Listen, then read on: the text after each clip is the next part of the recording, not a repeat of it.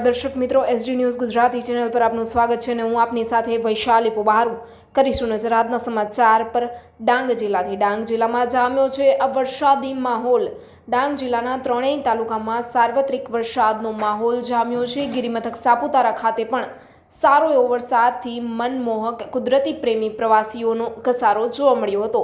ડાંગ જિલ્લામાં છેલ્લા 2 દિવસ દરમિયાન વરસાદ વરસતા માં અંબિકા, ગીરાપૂર્ણા અને ખાપરી નદીઓ બે કાંઠે વહેતી થઈ છે, જેથી ડાંગ જિલ્લામાં જોવાલાયક અને કુદરતને આકર્ષણ એવા વધઈ નજીક આવેલા ગીરા ધોધમાં પાણીની આવક વધતા સોળે કલાએ ખીલી ઉઠ્યો છે, જેનો નજારો જોવા પ્રવાસીઓનો ઘસારો જોવા મળ્યો છે। ડિઝાસ્ટર પ્રમાણે સવારે 6 થી બપોરે 1 સુધી 7 કલાકમાં આહવા 2 ઇંચ, સાપુતારામાં 1.5 ઇંચ, વધઈમાં 1.5 ઇંચ, સુબીરમાં 1.5 ઇંચ વરસાદ નોંધાયો છે। Reporter Sushil Pawar, SD news Gujarati, Dang, Saputara.